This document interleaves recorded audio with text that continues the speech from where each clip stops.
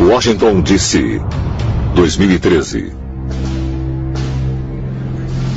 Na audiência aberta ao público, 6 antigos membros do Congresso dos Estados Unidos ouviram depoimentos de ex-funcionários do alto escalão do governo e de oficiais militares, juntamente com vários cientistas e pesquisadores, sobre como a presença de extraterrestres transformou a raça humana.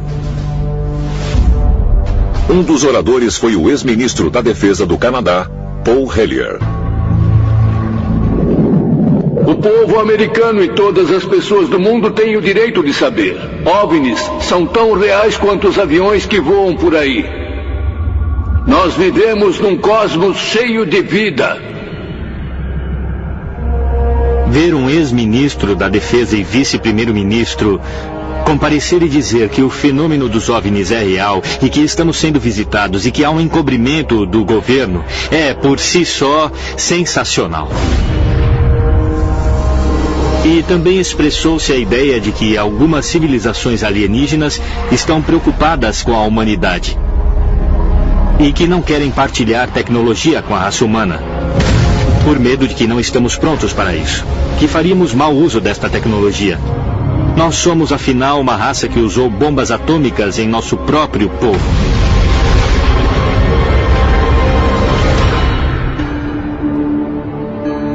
Outros importantes oradores na audiência aberta ao público, incluindo o físico nuclear Stanton Friedman, o capitão da Força Aérea aposentado Robert Salas e um ex-oficial da Administração da Aviação Federal, John Callahan. Todos eles corroboraram a afirmação de Paul Hellyer de que nós estamos sendo visitados por seres de outros planetas. Eles também afirmam que estes visitantes têm um interesse em nossos avanços tecnológicos, especialmente no que se refere a armas nucleares.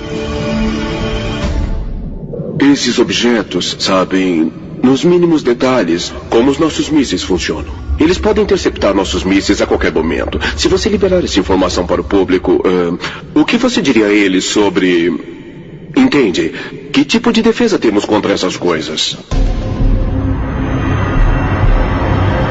Poderia o fenômeno OVNI ser real? E é possível que os extraterrestres tenham monitorado e talvez mesmo interferido com o avanço tecnológico da humanidade? Eu acho que eles possuíam uma tecnologia incrível e alguma coisa aconteceu. Séculos de conhecimento se perderam para sempre. E as armas mais poderosas do mundo inexplicavelmente colapsaram. Nós estávamos recebendo uma mensagem. Estamos observando. É possível que extraterrestres intervieram em momentos-chave da nossa história para manipular nosso progresso? E se assim é, qual é o seu objetivo final? Há extraterrestres que querem ver a humanidade evoluir e crescer. E outro grupo quer nos destruir. Milhões de pessoas ao redor do mundo acreditam que fomos visitados por seres extraterrestres no passado. E se isso for verdade? Os antigos alienígenas realmente ajudaram a moldar a nossa história? Se assim foi, o avanço da humanidade é determinado por uma agenda alienígena? Isso não é mitologia, isso não é superstição, isso são eventos históricos documentados.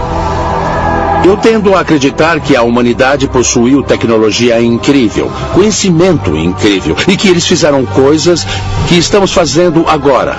E alguma coisa aconteceu. E eles tiveram literalmente de começar tudo de novo. Seja quem for que estava envolvido disse, isso não vai acontecer. Deixe que eles tenham conhecimento, mas não muito conhecimento. E acho que é o que está acontecendo aqui.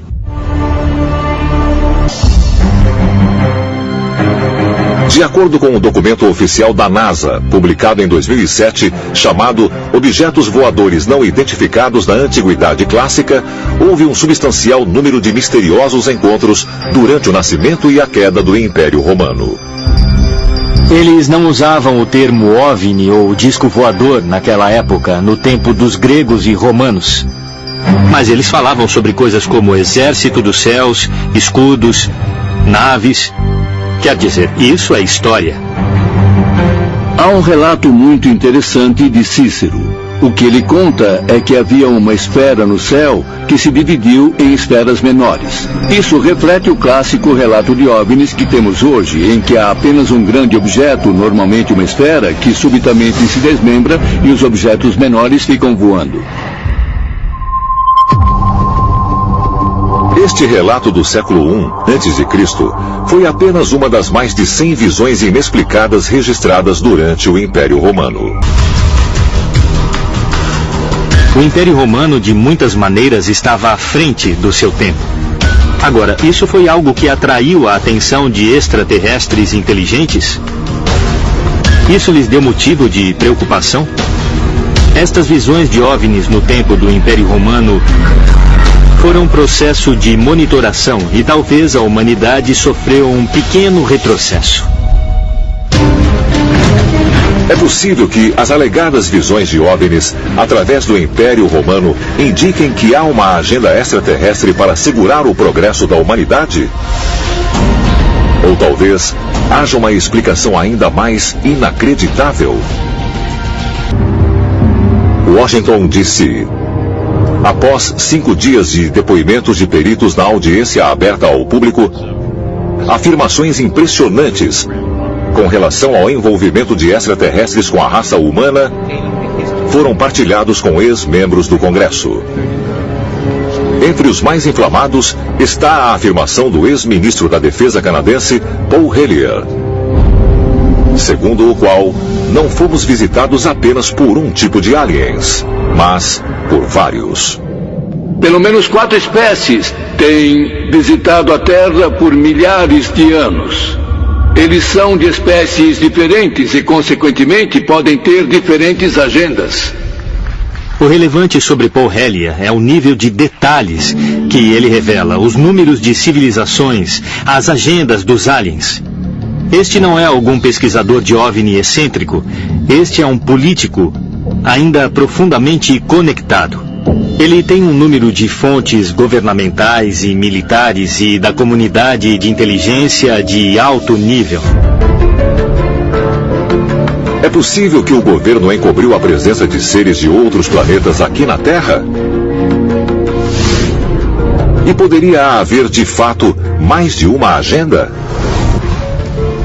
E mesmo na Bíblia, Lúcifer é banido do paraíso por desobedecer a Deus.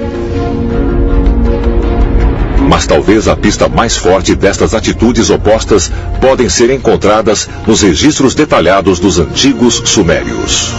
Há lendas de deuses que vieram dos céus para criar a humanidade. Eles eram, de certa maneira, extraterrestres. Caminhavam na Terra, governavam as pessoas. E tabuletas de argila revelaram uma agenda extraterrestre.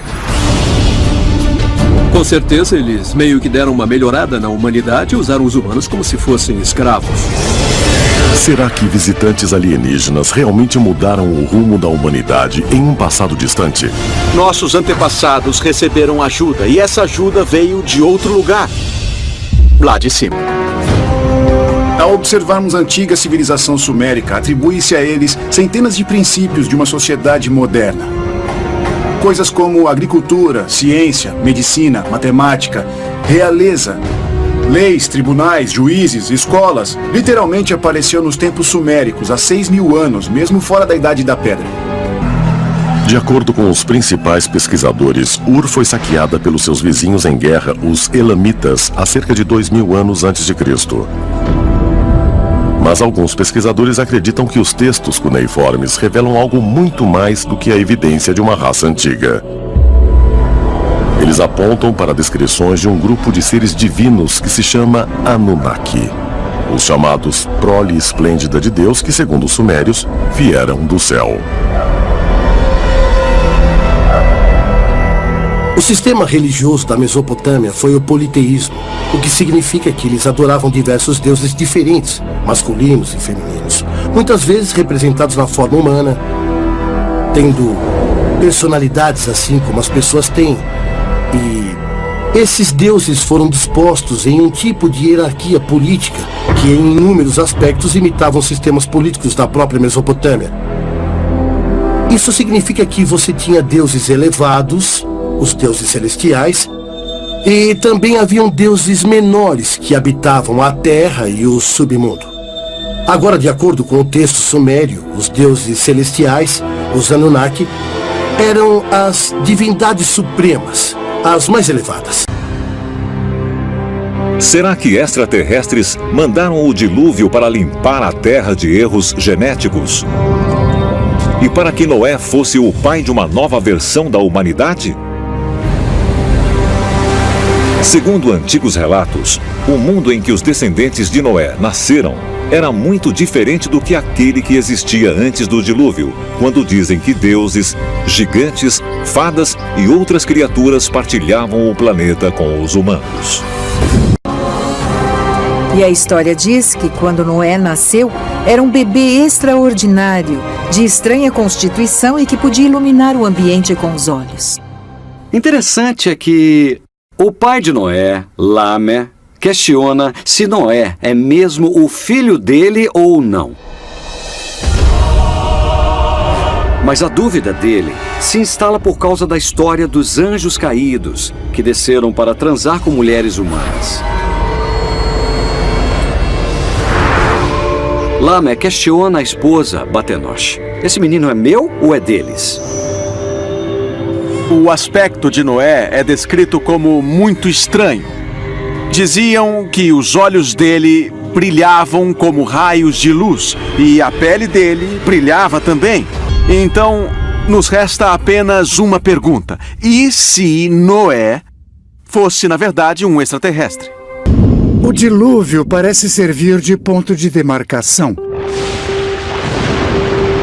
Na Bíblia, lemos como as pessoas tinham vida longa antes do dilúvio, mas depois dele, a vida encurtou muito. Vemos a mesma coisa na tradição mesopotâmica com a lista dos reis sumérios, que governaram a Mesopotâmia até idades extraordinárias antes do dilúvio. Mas depois, a duração dos reinados desses reis ficou muito mais curta. Outra coisa que aconteceu antes desse ponto demarcatório é que os deuses estavam entre nós. Havia uma íntima interação entre o humano e o sagrado. Os deuses nos orientavam e podiam ser tentados. Havia interação. Deuses podiam se casar com mortais e havia descendentes dos deuses. Agora, os deuses não estão presentes. Então há teorias de que esse foi o momento de uma virada na história humana. O elemento-chave de Noé é que ele é puro aos olhos de Deus. E a família dele também. E essa pureza parece ser genética, embora para nós pareça espiritual. Para exterminar o resto da humanidade, o que ele exterminou foi a dimensão extraterrestre da humanidade, que aconteceu através da poluição da genética humana. Dizem que os extraterrestres, na verdade, podem estar ligados a líderes mundiais, monitorando todos e cada um de nós, em um esforço para buscar os vigilantes que ficaram escondidos entre nós por milhares de anos.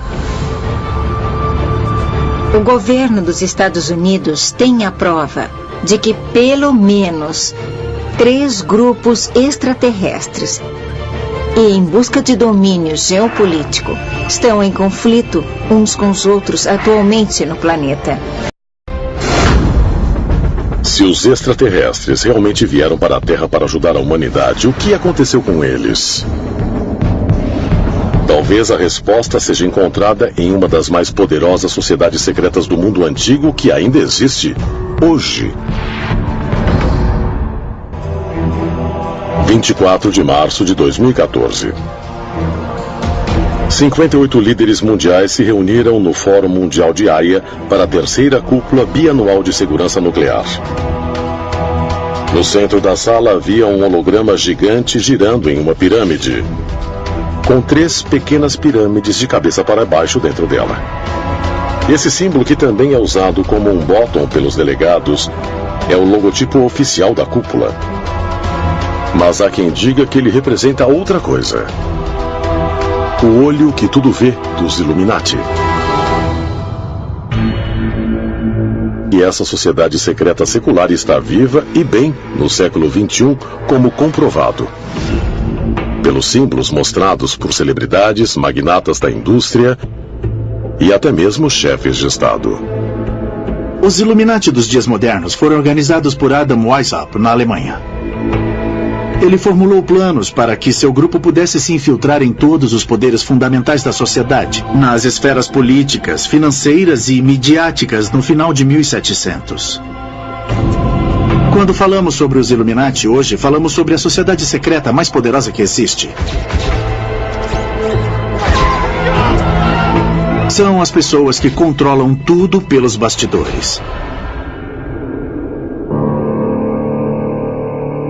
Isso é apenas paranoia, ou será que os Illuminati ainda existem hoje, infiltrados nos mais altos níveis da sociedade?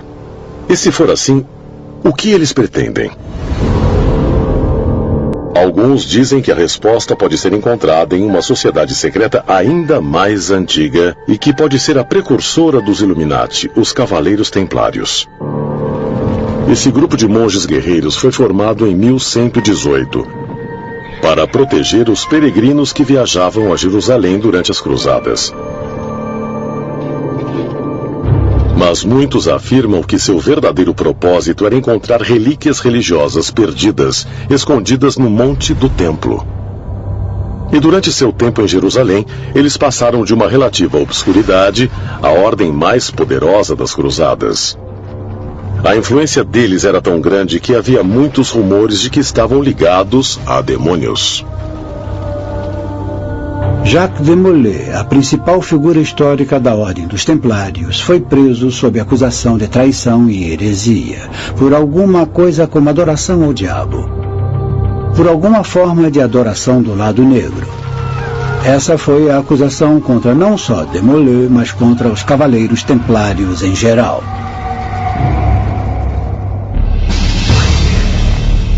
Será possível que os Cavaleiros Templários realmente estivessem em contato com entidades sobrenaturais que encontraram no Monte do Templo? E se foi assim, o que eram esses supostos demônios? Aprendemos que esses Shedim, os demônios, de muitos modos são como humanos, e de muitos modos são como anjos.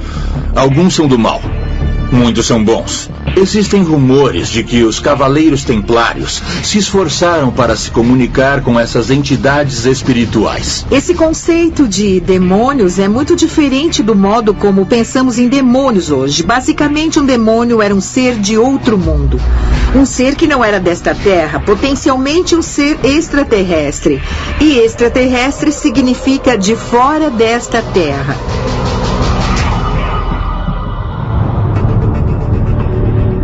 Teriam sido os templários realmente influenciados por alienígenas mal interpretados como seres espirituais? Alguns teóricos dos antigos astronautas dizem que os Cavaleiros Templários estavam em contato com os mesmos extraterrestres, conhecidos nos tempos bíblicos como os Vigilantes. E como evidência, eles apontam para um dos símbolos mais proeminentes dos Templários, o mesmo símbolo que estava virtualmente presente na cúpula de segurança nuclear. O olho que tudo vê. Esse símbolo, que às vezes é apenas um olho, mas muitas vezes aparece como um olho dentro de uma pirâmide, foi usado pelos antigos egípcios, Cavaleiros Templários, Rosa-Cruzes, Maçons, Illuminati, e está até incorporado no Grande Selo dos Estados Unidos.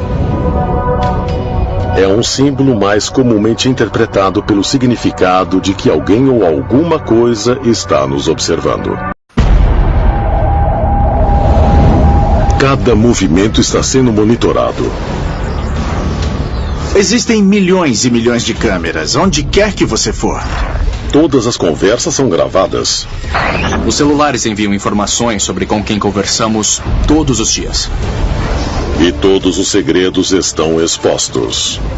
Estamos chegando a uma situação em que, ao apertar uma tecla, você pode descobrir o que quiser sobre uma pessoa. Com o avanço da tecnologia, existem informações sobre tudo e todo mundo. Está se tornando mais acessível do que nunca. Mas nessa era de acesso ilimitado, devíamos perguntar não só quem está nos observando, mas de onde? 5 de junho de 2013. O jornal britânico The Guardian revela que houve um vazamento de documentos sigilosos da Agência de Segurança Nacional dos Estados Unidos. Entre eles, há uma ordem do Tribunal de Inteligência de Vigilância Estrangeira, exigindo que a Verizon entregasse metade de milhões de telefonemas dos americanos para o FBI e a NSA. Um ex-perito em segurança cibernética da Agência Central de Inteligência veio a público e identificou-se como a fonte do vazamento. Quando pediram a ele para explicar suas ações, Snowden afirmou: "Posso conseguir os seus e-mails, senhas, registros telefônicos, cartões de crédito. Não quero viver num mundo onde tudo o que faço e digo é registrado."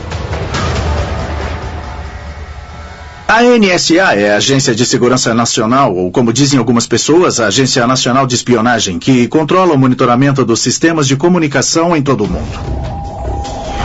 Todas as formas de comunicação eletrônica, supostamente para fins de segurança nacional, são monitoradas para que se identifique e neutralize quaisquer ameaças aos Estados Unidos. Um dos documentos que Edward Snowden divulgou foi sobre o projeto Mystic, que consegue gravar o áudio de todas as conversas em um país inteiro e, quem sabe, no planeta inteiro. A tecnologia é muito interessante, ela melhora a nossa vida de muitas maneiras, mas cada uma dessas melhorias também tira alguma coisa, dependendo de como você vê. Por exemplo, a nossa privacidade está mudando ou sendo reduzida quase diariamente. Nunca vivemos em uma sociedade como a atual, onde existem tantos microfones, milhões de câmeras em todos os lugares onde vamos. Estamos transferindo nossa vida inteira para uma coisa chamada nuvem. Estamos chegando a uma situação em que, ao apertar uma tecla, você pode descobrir o que quiser sobre uma pessoa. Com a tecnologia avançando a um ritmo cada vez maior, ganhamos maior acesso à informação uns dos outros, nos tornando mais interligados do que qualquer outro período da nossa história. Existem aqueles que acreditam que essa evolução da tecnologia não é criação totalmente nossa.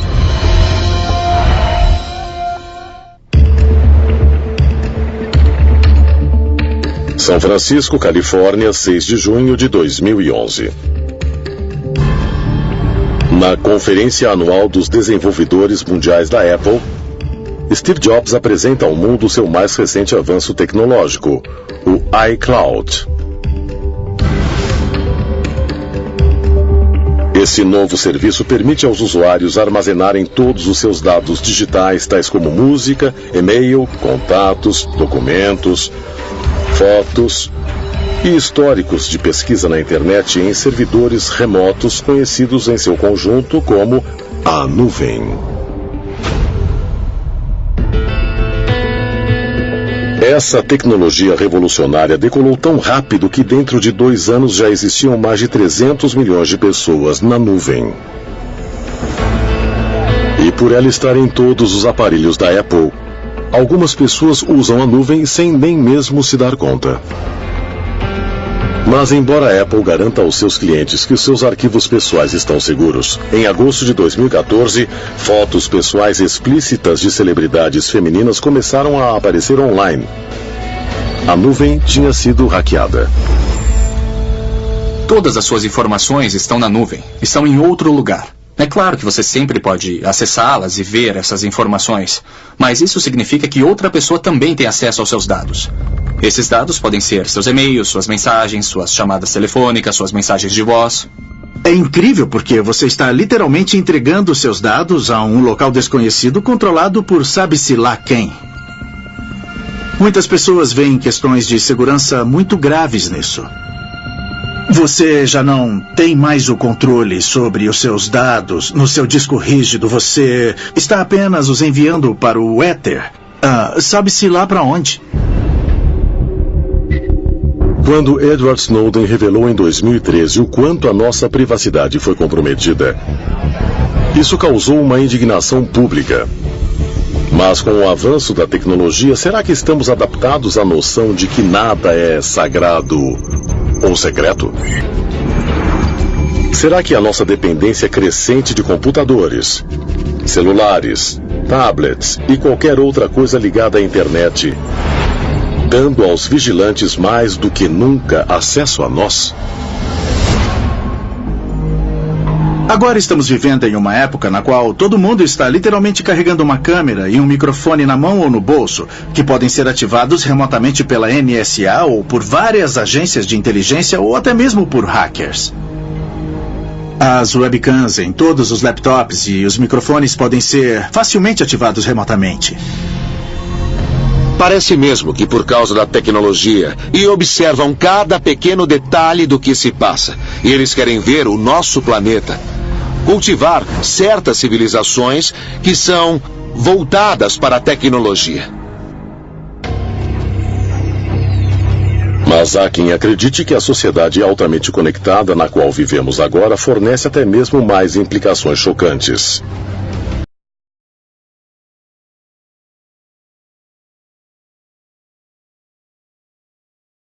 Seriam os anjos seres sobrenaturais vindos do céu ou algo mais? Na verdade, eram seres extraterrestres de carne e osso que visitavam a Terra muito tempo atrás. A palavra anjo é um erro de tradução. Em hebraico, o correspondente de anjo é malach. Entretanto, a tradução correta não é anjo, mas na verdade é mensageiro. Em grego, a palavra angelos não é anjo, e sim intermediário, mediador. E qual é a verdade por trás dessas histórias? É que existem esses intermediários, esses mediadores, trazendo recados de alguém chamado Deus. Por definição, anjos são de outro mundo. Anjos são extraterrestres. Não são deste planeta. Assim, por definição, ETs e anjos são a mesma coisa.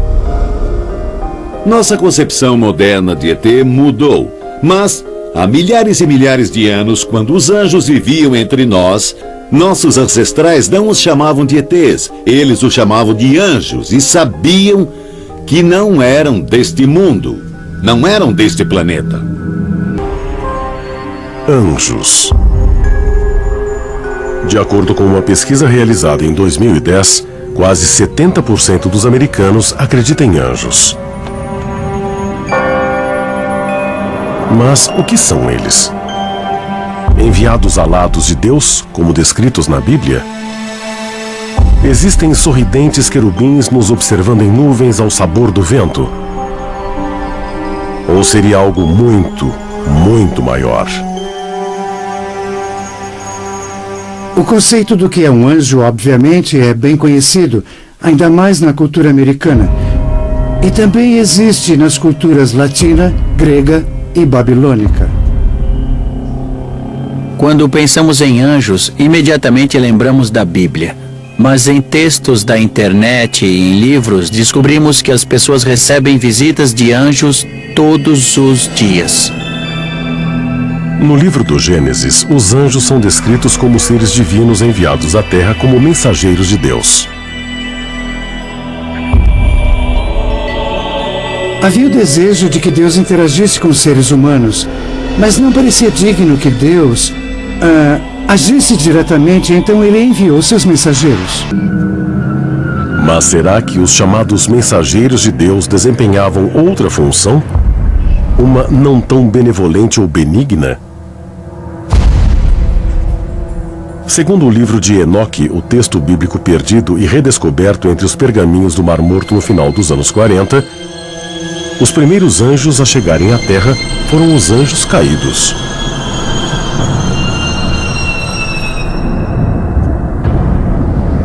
Foi no Monte Hermon que os anjos caíram do céu. Que os anjos caídos vieram habitar a Terra. Eles queriam tomar o poder e, por causa disso, foram expulsos do céu, jogados na Terra. Agora, para mim, Parece mais um caso de rebelião em que os extraterrestres vieram para a Terra, houve um desentendimento e eles se dividiram em duas facções diferentes. O grupo que decidiu se separar é aquele a quem hoje nos referimos como anjos caídos. Enoque acreditava em anjos caídos e em visitas divinas, mas tudo que ele diz em suas escrituras parece lembrar, para mim, visitas extraterrestres. A nave que ele viu, a montanha em que ela pousou e o jeito que eles o conduziram e contaram coisas. Tanto o livro de Enoque quanto a Bíblia hebraica dizem que os anjos caídos agiram contra a vontade de Deus e se miscigenaram com os humanos. No Gênesis 6, fala dos filhos dos deuses, deuses no plural, copulando com as filhas dos homens. E há uma certa conotação maligna nisso. Como os anjos podem fazer sexo? Enoque descreve o ato. Alguns extraterrestres ficaram na Terra, tiveram relações sexuais com nossas mulheres, e isso está escrito no livro de Enoque. Não é invenção minha. Enoque nunca os chamou de deuses, mas de guardiões do céu ou vigilantes. De acordo com textos antigos, além de copular com as mulheres da terra, os anjos caídos geraram uma grande prole, os Néfilins, uma raça de gigantes similares aos retratados na história de Davi e Golias. Mas estudiosos da antiguidade sugerem que o uso do termo gigantes é equivocado e teorizam que a palavra não se refere à estatura física dos Néfilins, mas aos seus poderes sobrenaturais. Eles eram gigantes? Ou essa é a palavra errada e a palavra certa deveria ser extraterrestres?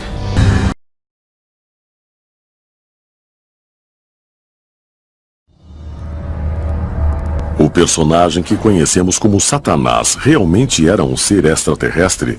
Aquele que se indispôs com sua própria espécie para viver entre os nossos distantes ancestrais? Ele, junto aos demais chamados de anjos caídos, na verdade tiveram uma discórdia com Deus. E não por maldade ou arrogância, mas ao invés disso para ajudar a humanidade? É importante que nos lembremos que Satanás faz parte da categoria dos anjos chamados serafins. Os serafins foram mandados à Terra como benfeitores da humanidade, produzindo o conhecimento. As igrejas criaram esse monstro maligno de Satanás, talvez até mesmo do nada, quando na realidade a missão inteira de Satanás estava trazendo conhecimento e sabedoria à humanidade. E na verdade estavam se preocupando com a humanidade e não loucos para acabar com os humanos. Nesse sentido, Satanás não é um cara tão ruim. Não dá para ter a luz sem a escuridão. Não se pode ter o certo sem o errado. Temos que aprender isso por nós mesmos.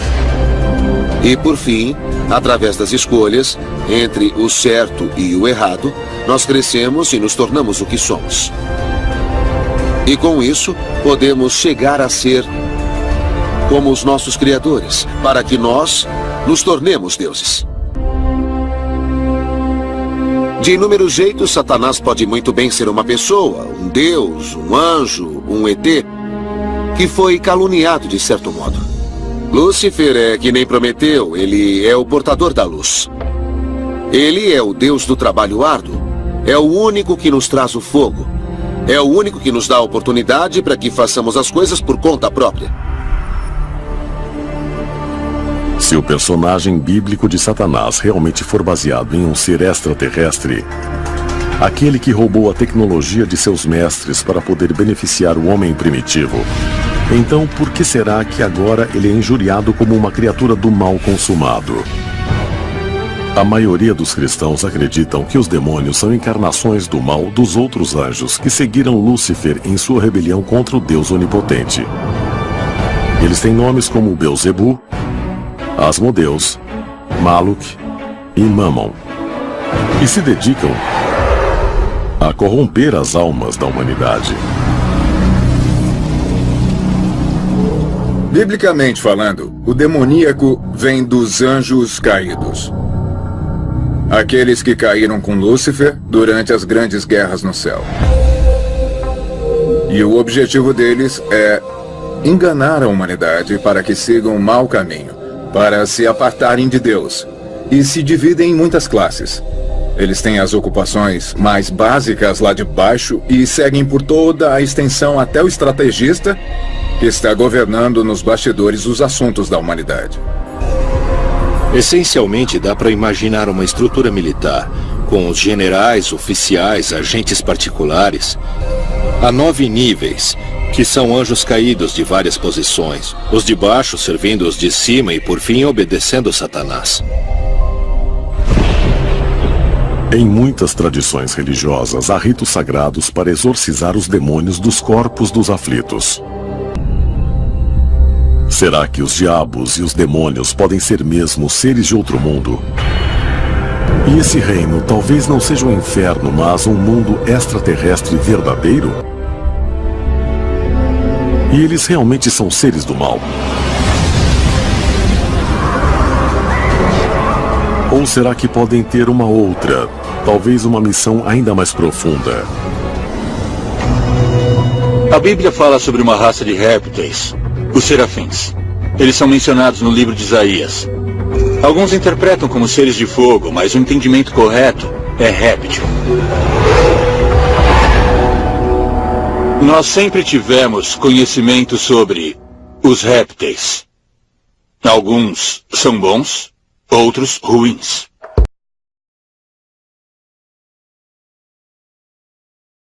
A meta dos reptilianos é muito simples. Eles estão procurando dominar a vida na Terra. Já há milhares de anos, ou muito mais, infiltrando-se cada vez mais na sociedade humana para copiarem a imagem do ser humano. Para centralizar o poder nas mãos daqueles que representam o seu interesse, de forma que eles possam governar de um ponto central. Será que o fato dos répteis parecerem e terem um aspecto hostil significa que eles querem nos dominar ou então nos exterminar? Eu não sei. Nós podemos olhar pela perspectiva de que somos como gado. Os reptilianos não têm a menor intenção de nos dizimar, mas em certos aspectos somos úteis para eles da mesma forma que uma vaca é útil para o fazendeiro. As histórias que existem sobre entidades reptilianas que vivem embaixo da terra são muitas para que sejam descartadas. Em toda a história, sempre ouvimos falar de seres metade humanos, metade répteis. Será que isso pode ser mais do que mera fantasia? E se for, será que eles podem ser visitantes de outro planeta? E você fica se perguntando se não existe alguma verdade nas histórias de intervenção de répteis no planeta Terra.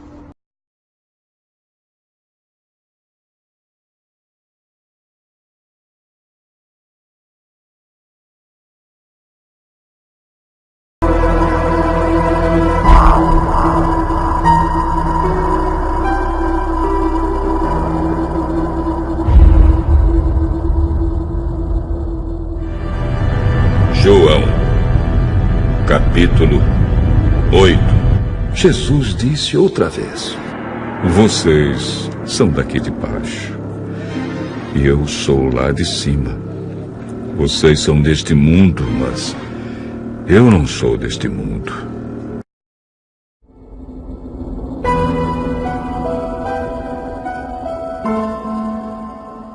Era um ser de outro mundo.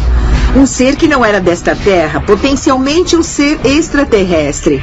E extraterrestre significa de fora desta terra. De acordo com os evangelhos do Novo Testamento da Bíblia, nos meses antes de sua morte, Jesus leva 3 de seus apóstolos longe da aldeia em que está hospedado, e juntos eles vão para uma montanha próxima. A história aqui é que Jesus subiu um monte alto com Pedro, Tiago e João. seus 3 seguidores mais próximos. Enquanto eles estavam ali, um objeto brilhante pairou sobre eles e disseram que Moisés e Elias apareceram. Enquanto eles estavam lá, o corpo de Jesus começou a brilhar muito. E quando eles terminaram essa visita, eles desceram a montanha e Jesus disse aos discípulos para não contarem a ninguém sobre isso, só depois da sua crucificação e ressurreição. Isso me diz que talvez o corpo de Jesus passou por algum tipo de transformação, que mudou o seu corpo de modo que, quando ele ressuscitou dos mortos, seria um corpo que nunca iria morrer de novo. Segundo a Bíblia, se passaram vários meses após esse incidente até as autoridades romanas prenderem Jesus e o matarem através da crucificação. Sabemos que após a crucificação na sexta-feira à noite, ele é colocado em uma tumba. No domingo, quando Maria Madalena e as outras mulheres vêm para ungir seu corpo, a tumba está vazia. A pedra tinha sido retirada e seus panos de sepultamento foi tudo o que restou. Apesar de dizerem que Jesus se elevou para um reino celestial, está escrito que ele se elevou corporalmente, com base também em eventos que ocorreram logo após a ressurreição, que indicam que ele pode ter tido uma origem extraterrestre. No Evangelho de Mateus, no capítulo 28, diz: um anjo de Deus desceu do céu, rolou a pedra, se sentou sobre ela, e sua roupa era branca e brilhante. Então temos um relato de um ser que esteve lá. Isso significa que poderes de outro mundo estavam envolvidos na ressurreição de Jesus. Quando as pessoas vêm para a tumba, elas encontram a tumba vazia. Eles descrevem em 2 evangelhos os jovens rapazes com roupas que estavam brilhando, e parece com encontros extraterrestres dos dias de hoje, onde vemos seres de luz. Então eles dizem: por que vocês estão procurando o vivo nos mortos? Jesus se foi, como ele disse que aconteceria. Será que os extraterrestres podem ter as respostas finais para a vida, a morte e a ressurreição? E se for assim, será que a humanidade já possui esses segredos? De acordo com a Igreja Católica, é um mistério que os humanos não conseguem entender. Mas alguns acreditam que, em vez de uma transformação física, Jesus é ressuscitado metafisicamente durante a missa. E que Jesus era, e ainda é, um ser avançado que pode se mover de uma dimensão para outra. Como prova, eles citam o que Jesus disse aos seus seguidores sobre o poder de se reunirem em grupos para invocar o seu nome. Cristo disse: onde 2 ou mais estiverem reunidos em meu nome, eu estarei lá também.